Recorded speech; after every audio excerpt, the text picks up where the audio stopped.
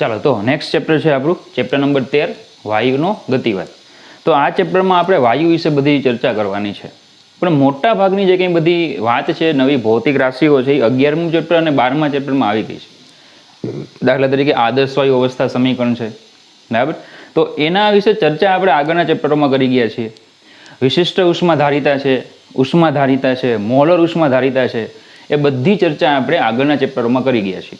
એટલે આ ચેપ્ટરમાં મેઇનલી આપણે વાયુમાં દબાણ અને મુક્તપથ આ બે ટોપિકો જે છે એમના વિશે ડિટેલમાં ચર્ચા કરવાની છે, બરાબર.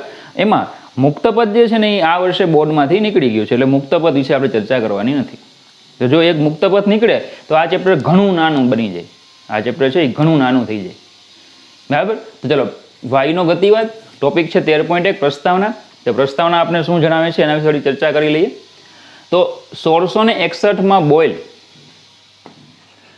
એક નિયમ શોધ્યો જેને તેનું નામ આપવામાં આવ્યું હતું, જેને કીધું આપણે બોયલનો નિયમ, બરાબર. સૌથી બેઝિક નિયમ છે ને એ બોયલનો નિયમ છે. બોયલ નામના વૈજ્ઞાનિકે સૌ પ્રથમ એ નિયમ આપેલો હતો, બરાબર, કે પીવી બરાબર અચળ. વાયુઓ નાના પરમાણ્વિક કણોના બનેલા છે. વાયુઓ જે છે એ કેવા બનેલા હોય તો કે નાના પરમાણ્વિક કણોના. તેવું માનીને બોયલ, ન્યૂટન અને બીજા ઘણાએ એટલે ઘણા વૈજ્ઞાનિકોએ વાયુઓની વર્તણૂક સમજાવવાના પ્રયત્ન કર્યા હતા. એ લોકો શું માનતા હતા કે વાયુ એ કેવા છે, નાના પરમાણ્વિક કણોના બનેલા છે, બરાબર. એવું ધારી લીધું એમણે, બરાબર. અને ન્યૂટન છે, બોયલ છે, બીજા ઘણા બધા વૈજ્ઞાનિકો છે, જેમ કે ચાર્લ્સ છે, ગેલિયુસેક છે, બરાબર. તે ઘણા બધા વૈજ્ઞાનિકોએ વાયુઓની વર્તણૂક સમજાવવા માટેના પ્રયત્નો શરૂ કર્યા. ત્યારબાદ 150 વર્ષ પછી સાચો અણુવાદ પ્રસ્થાપિત થયો. આ બધા વૈજ્ઞાનિકોએ જે વાત કરી પછી 150 વર્ષ પછી વાયુઓ જે છે એમના વિશેનો એક સાચો વાદ નક્કી થયો, કે જે આ લોકો પરમાણ્વિક વાદમાં માનતા હતા, જ્યારે વાયુમાં તે કયો થઈ ગયો, અણુવાદ થઈ ગયો. ગતિવાદમાં વાયુઓની વર્તણૂક વાયુએ ઝડપથી ગતિ કરતા પરમાણુઓ અને અણુઓને બનેલો છે તેવા અનુમાનના આધારે સમજાવવામાં આવે છે. ગતિવાદ છે મિકેનિક્સ, એમાં જે વાયુઓની વર્તણૂક છે એ શું તો કે વાયુ એ ઝડપથી ગતિ કરતા પરમાણુઓ, વાયુ છે એ ઝડપથી ગતિ કરતા પરમાણુ અને અણુઓનો બનેલો છે, બરાબર, એવું માનવામાં આવે છે. ટૂંકમાં બંને ખ્યાલો ભેગા થયા, બરાબર. વાયુ જે છે એ નાના પરમાણુ કણોનો બનેલો છે, વાયુ જે છે એ અણુનો બનેલો છે. તો ગતિવાદમાં એટલે કે વાયુની અણુઓની ગતિની ચર્ચા જ્યારે કરવાની થાય, વાયુ વિશેની ચર્ચા કરવાની થાય, એની વર્તણૂક સમજવાની થાય, ત્યારે વાયુને ગતિ કરતા પરમાણુ અને અણુઓનો બનેલો છે તેવું માનવામાં આવે છે. આ એટલા માટે શક્ય છે કે પરમાણુઓ વચ્ચેના આંતરિક બળો જે ઘન તથા પ્રવાહી માટે જરૂરી ટૂંકા અંતરના બળો છે તે વાયુ માટે અવગણી શકાય તેટલા હોય છે. આપણે એવું જાણીએ છીએ કે ઘન, પ્રવાહી અને વાયુના એમના જે અણુઓ છે એમની વચ્ચે આંતર આણ્વિક બળો લાગે, પરમાણુઓ વચ્ચે આંતર પરમાણ્વિક બળો લાગે.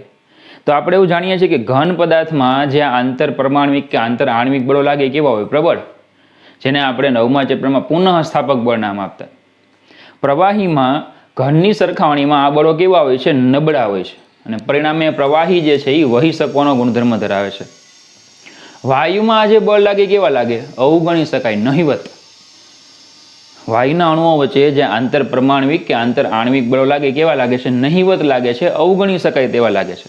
બીજું કે આ બળ લાગે પણ ક્યારે તો કે વાયુના બે અણુઓ અત્યંત નજીક આવે, અત્યંત નજીક, ત્યારે જ આવા પરમાણ્વિક કે આણ્વિક બળો લાગે, ત્યાં સુધી બળો લાગતા જ નથી, બરાબર. ચાલો, 19મી સદીમાં મેક્સવેલ છે, બોલ્ઝમેન છે અને બીજા વૈજ્ઞાનિકોએ ગતિવાદ વિકસાવ્યો હતો. તેવા મેક્સવેલ, બોલ્ઝમેન આ વૈજ્ઞાનિકોએ વાયુનો ગતિવાદનો વિકાસ કર્યો. તે નોંધપાત્ર રીતે સફળ રહ્યા. આ વૈજ્ઞાનિકો છે કેવા રહી ગયા, નોંધપાત્ર એટલે કે મોટા ભાગે સફળ થયા. વાયુઓની ગતિ સમજાવવાના મોટા બધા કિસ્સાઓમાં તે કેવા રહ્યા, સફળ રહ્યા. તે વાયુના દબાણ અને તાપમાનનું અર્થઘટન અણુઓના રૂપમાં આપે છે અને તેમાં વાયુના નિયમો અને એવોગાડ્રોનો અધિતર્ક આવે છે. એ વૈજ્ઞાનિકોએ શું કર્યું, વાયુના દબાણ અને તાપમાન જે છે એમનું અર્થઘટન અણુઓના રૂપમાં આપ્યું, કે વાયુ અણુનો બનેલો છે એવું એમ ધારીને દબાણ અને તાપમાન એમાં વ્યાખ્યાયિત કરીએ. અને તેમાં વાયુના નિયમો અને એવોગાડ્રોના અધિતર્ક આવે છે. વાયુઓના નિયમો બોયલનો નિયમ, ચાર્લ્સનો નિયમ, ગેલ્યુસેકનો નિયમ, એવોગેડ્રો અધિતર કે બધા શું કહેવાય? નિયમો છે. તે ઘણા વાયુઓની વિશિષ્ટ ઉષ્મા ક્ષમતા યોગ્ય રીતે સમજાવે છે કે આજે સફળ રહ્યા તે વાયુઓ જે છે એમની વિશિષ્ટ ઉષ્મા, બરાબર, મોલર વિશિષ્ટ ઉષ્મા ધારિતા અથવા વિશિષ્ટ ક્ષમતા, વિશિષ્ટ ઉષ્મા ક્ષમતા એ ખૂબ સારી રીતે સમજાવી શકાય. તે વાયુના માપી શકાય તેવા ગુણધર્મો જેવા કે શ્યાનતા છે, વાહકતા છે, એકબીજામાં ભળવું વગેરેને અણુઓના ગુણધર્મો સાથે સાંકળી શકાય. કે જેવી રીતે આપણે પ્રવાહીમાં શ્યાનતા ભણીએ છીએ, પ્રવાહીમાં વિદ્યુતનું વહનની વાહકતા ભણીએ છીએ, પ્રવાહી એકબીજામાં ભળે છે, તેવી જ રીતે વાયુમાં પણ તેણે શ્યાનતા, વાહકતા અને એકબીજામાં ભળવું વગેરે અણુઓના ગુણધર્મો સાથે એને શું કરી શક્યા? સાંકળી શક્યા. અને તેના પરથી અણુઓના કદ અને દળ વિશે અંદાજ મેળવી શકાય છે. વાયુ જે અણુઓનો બનેલો છે એમના દળ અને કદ વિશે પછીથી અંદાજ મેળવી શકાય. બરાબર. ચાલો, તો આ પ્રસ્તાવના હતી ખાલી. બરાબર. આપણે આમાં ખાલી એવું સમજવું જોઈએ ખાલી પ્રસ્તાવનામાં કે ભાઈ આ ચેપ્ટર જે છે એ વાયુનું ગતિવાદ છે, તો એની શરૂઆત કઈ રીતે થાય છે, તો એને લઈને થોડોક ઇતિહાસ હતો એમ કે ભાઈ પહેલા પરમાણુવાદ હતો, પછી અણુવાદ હતો, બરાબર, પછી મેક્સવેલ ને બધા વૈજ્ઞાનિકો છે, બોલ્ટ્ઝમેન છે વૈજ્ઞાનિકોએ વાયુને અણુઓ તરીકે ધારીને બધી મોટા ભાગની સફળતા એને પ્રાપ્ત કરી. એની જે કંઈ ગુણધર્મો તપાસવાના હતા, એ ગુણધર્મો સમજાવવાના હતા, એમાં મોટા ભાગે રીતે કેવા રહ્યા એ વૈજ્ઞાનિકો સફળ રહ્યા. બરાબર.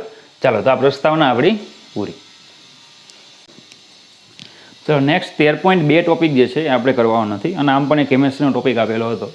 આપણે ફિઝિક્સને લગતું એમાં કશું છે નહીં.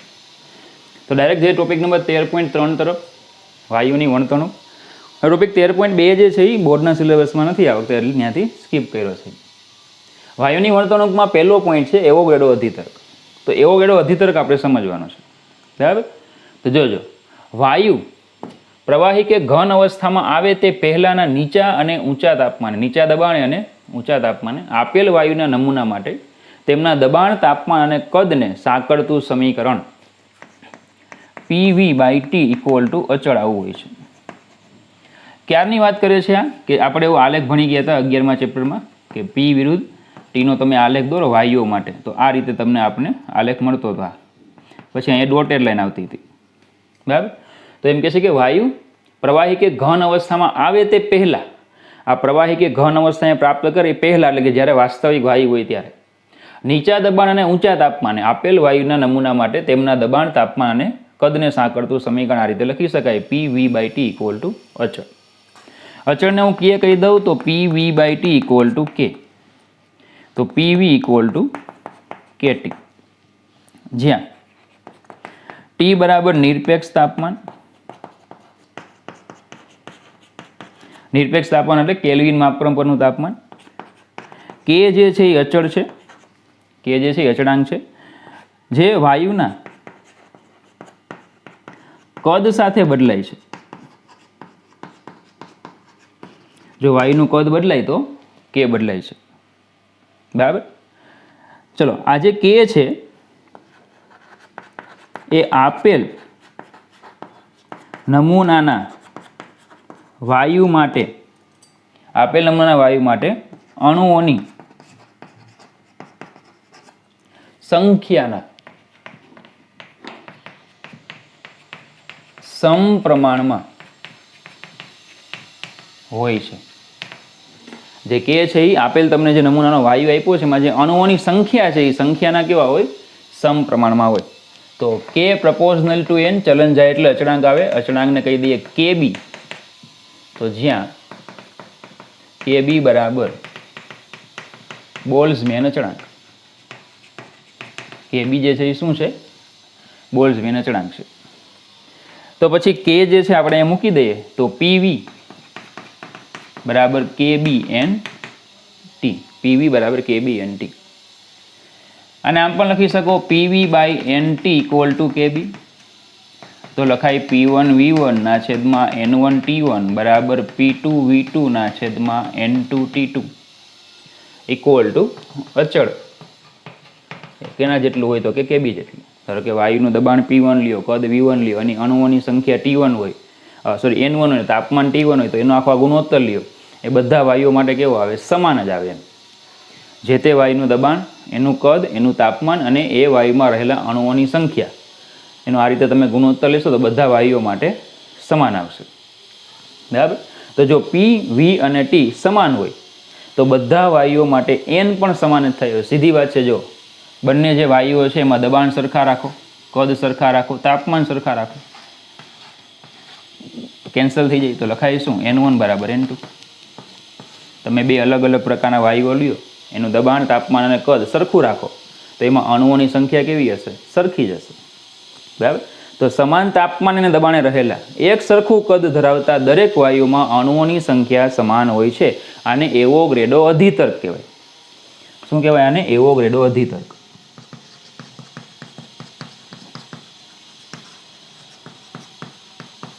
આને કહેવાય એવોગ્રેડો અધિતર્ક. બરાબર. જો પી, વી અને ટી સમાન હોય તો બધા વાયુઓ માટે એન કેવા થાય? સમાન જ થાય. તો આપેલ તાપમાને, સમાન તાપમાન અને દબાણે રહેલા એક સરખું કદ ધરાવતા દરેક વાયુઓમાં અણુઓની સંખ્યા સમાન હોય છે. આ વિધાનને એવોગ્રેડો અધિતર્ક કહેવામાં આવે. બરાબર.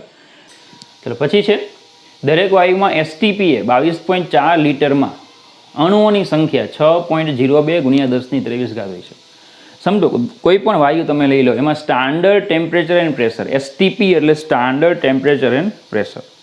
તો પ્રેશર એક વાતાવરણનું દબાણ, બરાબર, અને સ્ટાન્ડર્ડ ટેમ્પરેચર તો એ થઈ જશે 0 ડિગ્રી સેલ્સિયસ એટલે 273 કેલ્વિન. તો કોઈ પણ વાયુને 273 કેલ્વિન તાપમાને રાખો અને એક વાતાવરણના દબાણે રાખો અને એમાં અણુઓની સંખ્યા ગણો તો અણુઓની સંખ્યા તમને આટલી મળશે 6.02 × 10⁻23. એને કહેવાય એવોગ્રેડો અંક. એને શું કહેવામાં આવે? એવોગ્રેડો અંક. તો એને ઇક્વલ ટુ 6.02 × 10⁻23 અણુઓ કે પછી પરમાણુ કે પછી આયન, એને એટલે 6.02 × 10⁻23. બરાબર. એને એટલે એવોગ્રેડો અંક. બરાબર. કેપિટલ એ પણ તમે અહીંયા લખી શકો, કેપિટલ એ પણ લખી શકાય. બીજું, એસટીપીએ 22.4 લીટરના દરેક વાયુનું તમે આણ્વિક દળ માપશો, આણ્વિક દળ, તો એના અણુભાર જેટલું હોય. પરમાણુ હોય તો પરમાણુ ભાર જેટલું હોય. એસટીપીએ 22.4 લીટરના દરેક વાયુનું તમે આણ્વિક દળ માપશો, એનો અણુભાર જેટલું, એનું દળ જે છે એ કેટલું હોય? એના અણુભાર જેટલું દળ હોય. પદાર્થના આટલા જથ્થાને 1 મોલ કહેવામાં આવે. બરાબર. પદાર્થનો જે આટલો જથ્થો એટલે 22.4 લીટરે તમે કોઈ પણ વાયુ લઈ લો તો એનો જે જથ્થો છે દળ, એ દળ કેટલું હોય? 1 મોલ કહેવાય. અને એ કોના જેટલું હોય? તો કે એના અણુભાર જેટલું દળ હોય. કેટલું હોય? એના અણુભાર જેટલું દળ હોય. તો તમે લખી શકો કે 1 મોલ, 1 મોલ એટલે શું થાય? તો કે 6.02 × 10⁻23 પરમાણુ, અણુ કે આયન. કારણ કે એસટીપીએ આ જ કન્ડિશન પ્રમાણે અણુઓની સંખ્યા 6.02 × 10⁻3, એસટીપીની એ જ કન્ડિશન પ્રમાણે 1 મોલ દળ કહેવાય. તો એનો મતલબ કે 1 મોલમાં કેટલા અણુઓ હોય? 6.02 × 10⁻23. તો 1 મોલ એટલે 6.02 × 10⁻23 પરમાણુ, અણુ કે આયન. તો તમે એને આમ પણ લખી શકો 6.02 × 10⁻23 મોલ ઇનવર્સ પ્રતિ મોલ, એમ પ્રતિ મોલ. બરાબર. 6.0 એટલે કોઈ પણ વાયુના 1 મોલમાં, કોઈ પણ વાયુના 1 મોલમાં 6.02 × 10⁻23 અણુ, પરમાણુ કે આયનો હોય. બરાબર. કોઈ પણ વાયુ છે એના 1 મોલમાં 6.02 × 10⁻23 અણુ, પરમાણુ કે આયનો આવેલા હોય. ફરીથી એ પોઈન્ટમાં એસટીપીએ તમે કોઈ પણ વાયુ લ્યો તો એનું કદ 22.4 લીટર જ હોય. આપણે દાખલામાં સાબિત પણ કરશું. બરાબર.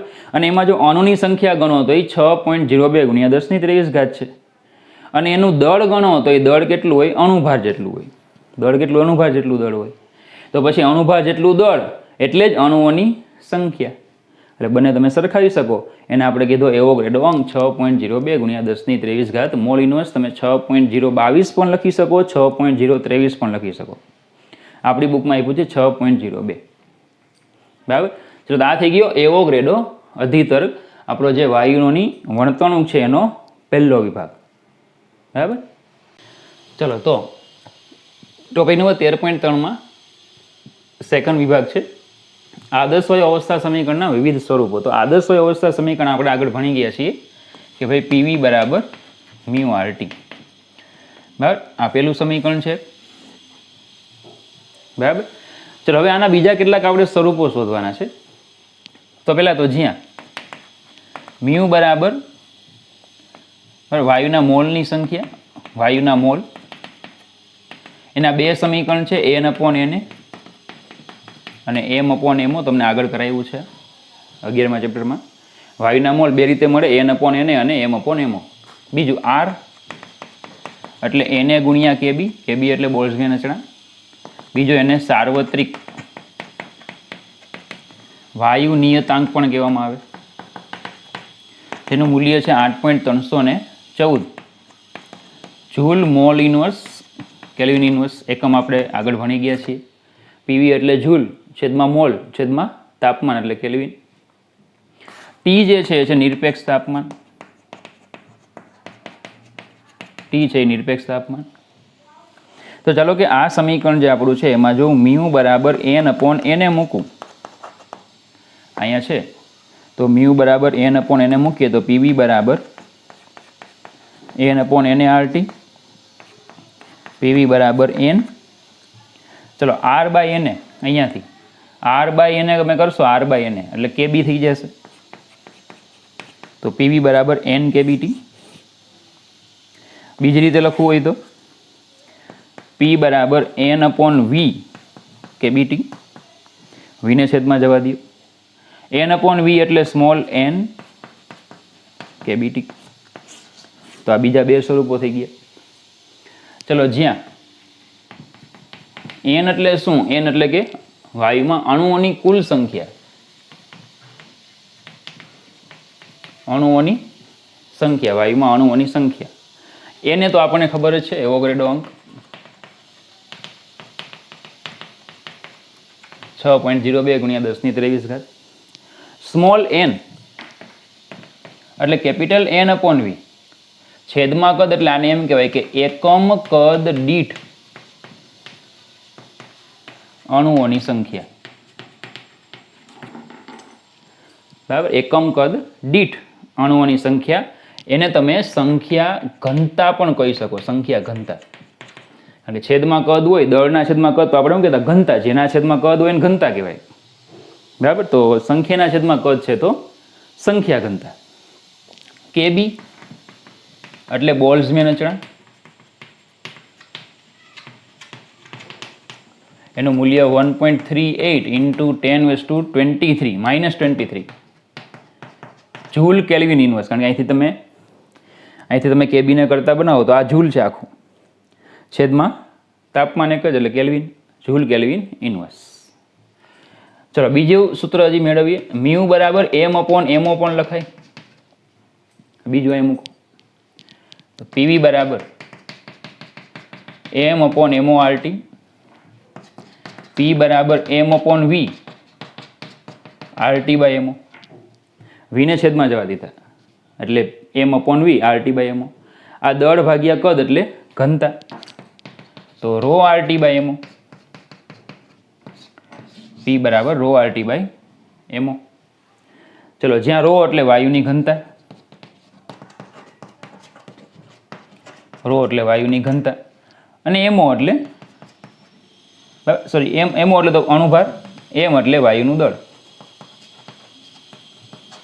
એમઓ એટલે અણુભાર તો ખ્યાલ જ છે. તો જે વાયુ આ બધા સમીકરણોનું પાલન કરે, આ એક સ્વરૂપ, આ બીજું સ્વરૂપ, આ ત્રીજું સ્વરૂપ, આ ચોથું સ્વરૂપ, જે વાયુઓ આ સમીકરણોનું પાલન કરે એને શું કહેવામાં આવે? આદર્શ વાયુ. જે વાયુઓ આ સમીકરણોનું પાલન કરે એને કહેવામાં આવે આદર્શ વાયુ. તો આપણે દાખલા આપને આપ્યા છે એમાં આવા જે સમીકરણો છે એનો ઉપયોગ થશે. બરાબર, આ વ્યાપક સૂત્ર પી બરાબર મ્યુ આરટી, અને પછી જે પ્રમાણે તમને મૂલ્યો આપ્યા હોય એ પ્રમાણે તમે સૂત્રને એમાં ટ્રાન્સફર કરી શકો અને ડાયરેક્ટ આવડતું ડાયરેક્ટ મૂકી શકો. બરાબર, ચાલો એની પછી આદર્શ વાયુ એ વાયુઓનો એક સૈદ્ધાંતિક નમૂનો છે. તો આપણને ખ્યાલ જ છે કે આદર્શ વાયુ એ શું આપણે ધારીએ છીએ? એક આદર્શ નમૂનો. બરાબર, એવો કોઈ વાયુ અસ્તિત્વ ધરાવતો જ નથી. આથી આપણે આદર્શ વાયુ કહીએ છીએ. તો શું છે? સૈદ્ધાંતિક નમૂનો છે, કે આદર્શ પરિસ્થિતિ છે. વાસ્તવમાં કોઈ પણ વાસ્તવિક વાયુ આદર્શ હોતા નથી. કોઈ પણ વાસ્તવિક વાયુ લ્યો તો એ આદર્શ હોતા નથી. તો જો આપણે બરાબર વાયુ માટે એક આલેખ દોરીએ પીવી બાય મ્યુ ટી વિરુદ્ધ પીનો. પીવી બાય મ્યુ ટી એટલે R, PV by mu T કરશો એટલે શું આવશે? આર. તો આદર્શ વાયુ માટે આ જે આલેખ છે ને આવો આવે છે, કારણ કે આદર્શ વાયુ માટે કોઈ પણ દબાણે આરનું મૂલ્ય ફિક્સ છે 8.331, બરાબર. આર જે છે એનું મૂલ્ય 8.314 એ મૂલ્ય ફિક્સ છે. પણ પછી બીજા વાયુઓ માટે એ આલેખ જે છે એ કંઈક આ રીતે આવે છે.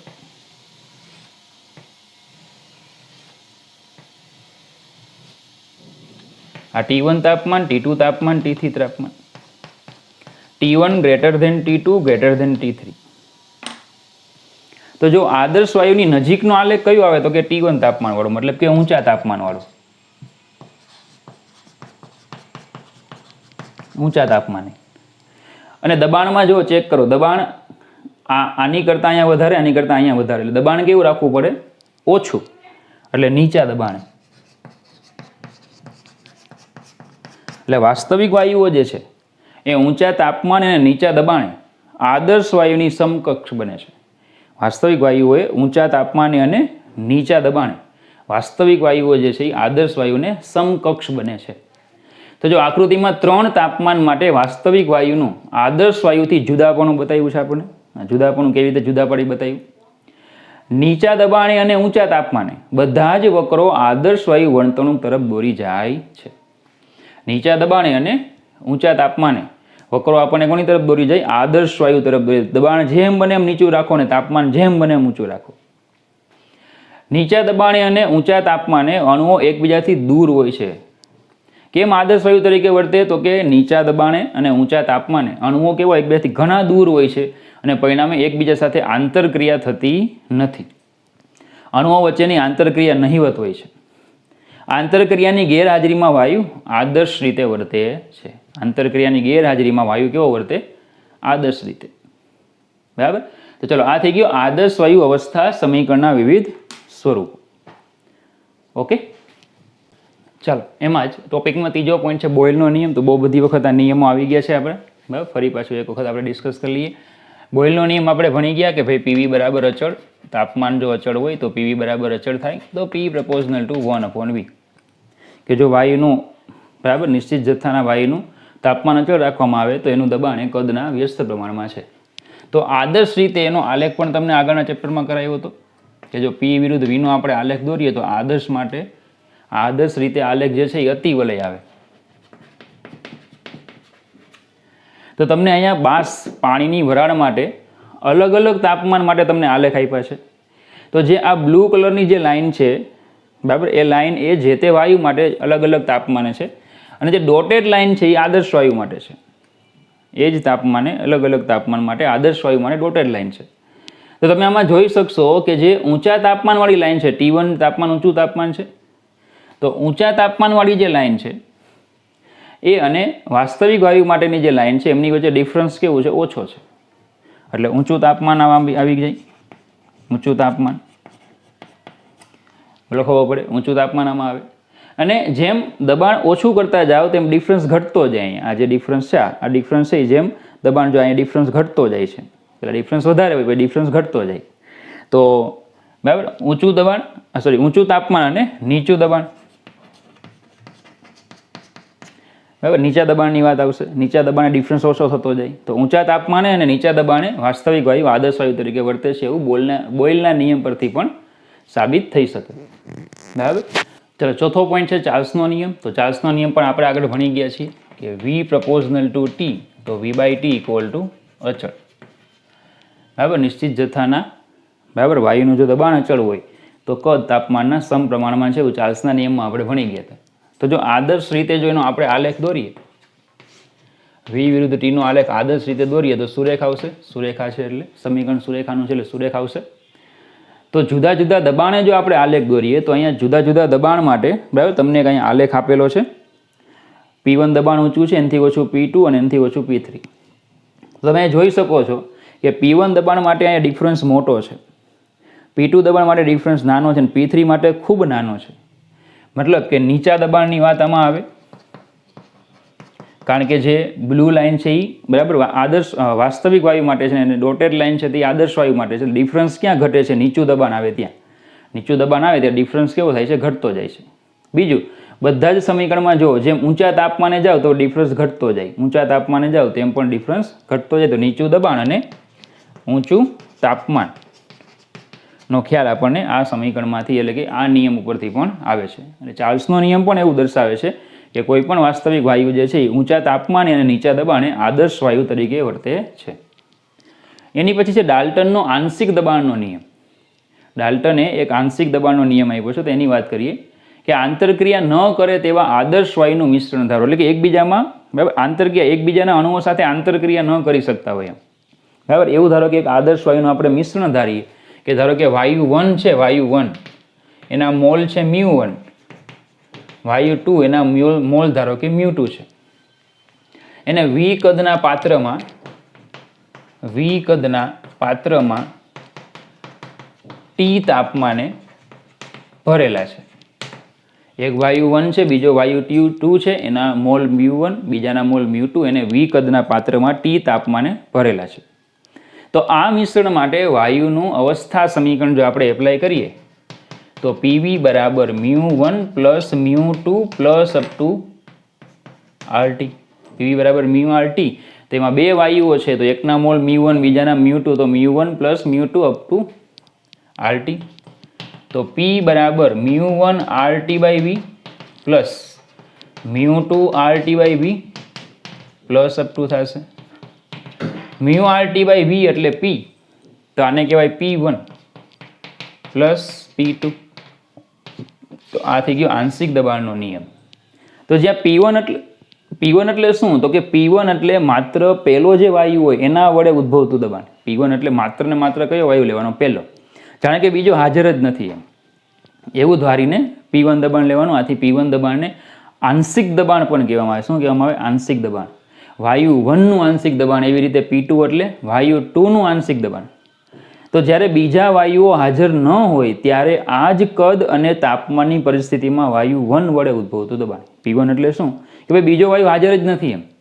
તો આ જ પરિસ્થિતિમાં બરાબર આ જ કદ અને તાપમાને જો ખાલી પેલો વાયુ એક હોત તો એના વડે ઉદ્ભવતું દબાણ P1. સેમ P2 એટલે જો બીજા વાયુ હાજર જ ન હોય એવી જ રીતે આ જ પરિસ્થિતિમાં આ જ તાપમાને અને કદે વાયુ 2 વડે ઉદ્ભવતું દબાણ, જેને કહેવાય વાયુના આંશિક દબાણ.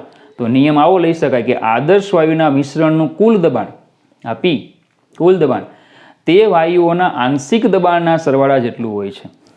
બરાબર, આદર્શ વાયુના મિશ્રણનું કુલ દબાણ એ તે વાયુઓના આંશિક દબાણના કેવા સરવાળા જેટલું હોય છે. આદર્શ વાયુના મિશ્રણનું કુલ દબાણ તે વાયુઓના આંશિક દબાણના સરવાળા જેટલું હોય છે. આને કહેવાય ડાલ્ટનનો આંશિક દબાણનો નિયમ. ડાલ્ટનનો આંશિક દબાણનો નિયમ. તો આ સાથે આ આખો ટોપિક આપણો ટોપિક નંબર 13.3 એ આખો અહીંયા પૂરો થાય. તો આપણે કુલ 5 ભાગ એમાં ભણવાના હતા. ઓકે, ચલો નેક્સ્ટ ટોપિક છે ટોપિક નંબર 13.4 આદર્શ વાયુનો ગતિવાદ. એમાં પહેલો પોઈન્ટ છે આદર્શ વાયુ અણુ મોડેલની પૂર્વધારણા. એટલે કે આપણે હવે જે આદર્શ વાયુ વિશે આપણે જે ચર્ચા કરશું બરાબર, એ આદર્શ વાયુના જે અણુ મોડેલ છે, જેનું અણુ મોડેલ આપણે કલ્પવાના છીએ, એની કેટલીક પૂર્વધારણા, એટલે પહેલેથી જ આપણે આવું ધારી લેવાનું છે. તો 5 મુદ્દા આપ્યા છે, 5 મુદ્દા તમારે વાયુ માટે પહેલેથી જ ધારી લેવાના છે. પહેલો મુદ્દો છે વાયુનો ગતિવાદ દ્રવ્યના અણુ સ્વરૂપ પર આધારિત છે. તો જે આપણે આગળ પણ ભણી ગયા. સૌથી સારી વાયુની વર્તણૂક કોને સમજાવી હતી? તો આગળ મેક્સવેલ બરાબર અને ન્યૂટન નામના વૈજ્ઞાનિકોએ સૌથી પહેલાં વાયુના આદર્શ વાયુની વર્તણૂક સમજાવી હતી અણુવાદને આધારે. એટલે આપણે વાયુને કેવો ધારવાનો છે? એક અણુ.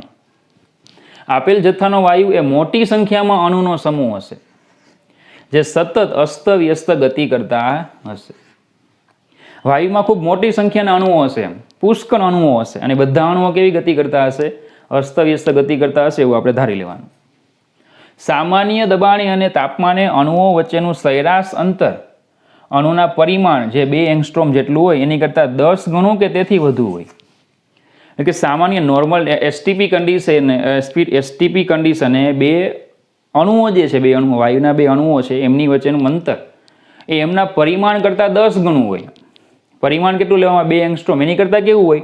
10 ગણું હોય. અને આને કારણે શું થાય? વાયુના અણુઓ ખૂબ દૂર દૂર હોય એટલે એકબીજા સાથે આંતરક્રિયા કરતા નથી. આથી અણુઓ વચ્ચેની આંતરક્રિયા નહિવત હોય છે. અણુઓ જે છે એમની વચ્ચે કોઈ આંતરક્રિયા થતી નથી. જો દૂર હોય ત્યારે આંતરક્રિયા નથી થતી. તેઓ ન્યૂટનના પહેલા નિયમ મુજબ મુક્ત રીતે સીધી રેખામાં ગતિ કરે છે. હવે સમજો કે ભાઈ અણુઓ દૂર દૂર રહેલા છે તો એકબીજા પર બળ લગાડતા નથી અને બળ ન લાગે તો પરિણામી બળ 0. જો પરિણામી બળ જ ન લાગે તો પછી ન્યૂટનના પ્રથમ નિયમ મુજબ એ અણુ જે છે એ બરાબર પોતાની ગતિ જે છે એ જાળવી રાખે. તો જે સુરેખામાં ગતિ કરતા હોય એ જ સુરેખામાં ગતિ શું કરશે? એ જાળવી રાખશે. આમ છતાં ઘણીવાર તેઓ એકબીજાની નજીક આવે, જો શું કીધું હોય નજીક આવે ત્યારે આંતર આણ્વિક બળો લાગશે જ. ખૂબ નજીક આવશે ત્યારે શું થશે? પહેલા આંતર આણ્વિક બળો લાગશે અને તેમના વેગ કેવા થાય? બદલાય. વેગ બદલાય એટલે વેગનું મૂલ્ય બદલાય અને દિશા પણ બદલાઈ શકે છે. આવી આંતરક્રિયાને સંઘાત કહેવાય. મતલબ કે એક અણુ જ્યારે બીજા અણુ સાથે અથડાશે, અથડામણ થાય પછી એના વેગની દિશા અનિશ્ચિત હોય છે. કઈ દિશામાં ગતિ કરે ફિક્સ નથી હોતું. વેગનું મૂલ્ય પણ ફિક્સ હોતું નથી. પણ જ્યાં સુધી અથડામણ ન કરે ત્યાં સુધી ન્યૂટનના પ્રથમ નિયમનું પાલન કરે, સુરેખામાં ગતિ કરે, અચળ વેગથી ગતિ કરે. પાંચમો મુદ્દો, અણુઓ એકબીજા સાથે અથવા દિવાલો સાથે અવિરત સંઘાત અનુભવતા હોય. એટલે કે કોઈ પાત્રમાં આપણે વાયુના ભરી દઈએ તો વાયુના અણુઓ છે એ એકબીજા સાથે અથડામણ કરે, પાત્રની દિવાલ સાથે અથડામણ કરતા હોય અને તેમના વેગ સતત કેવા થાય? બદલાતા હોય. કારણ કે અથડામણ થાય એટલે વેગ બદલાય. આ અથડામણો કેવી હોય? સ્થિતિસ્થાપક. અથડામણ એટલે સંઘાત. આ સંઘાત કેવો લેવાનો છે? સ્થિતિસ્થાપક. તો ચેપ્ટર 6 માં આપણે ભણી ગયા સંઘાત બે પ્રકારના હતા, સ્થિતિસ્થાપક અને અસ્થિતિસ્થાપક. સ્થિતિસ્થાપક સંઘાતમાં ગતિ ઉર્જાનું સંરક્ષણ થાય. આથી જો આનો મતલબ એ કે કુલ ગતિ ઉર્જાનું સંરક્ષણ થાય છે. સ્થિતિસ્થાપક સંઘાત હોય તો ગતિ ઉર્જા, પ્રારંભમાં ગતિ ઉર્જા અને અંતમાં ગતિ ઉર્જા સમાન હોય. ગતિ ઉર્જાનું સંરક્ષણ થાય છે અને વેગમાનનું તો હંમેશા સંરક્ષણ થાય. જ્યારે પણ સંઘાત થાય એટલે વેગમાનનું હંમેશા સંરક્ષણ થાય. તો હવે જે આપણે ભણશું આગળ વાયુનો આખો ગતિવાદ, બરાબર, એ હવે પછીના ચેપ્ટરમાં આપણે આ 5 પૂર્વધારણાઓને ધ્યાનમાં રાખીને વાયુનો ગતિવાદ ભણવાનો છે. ઓકે.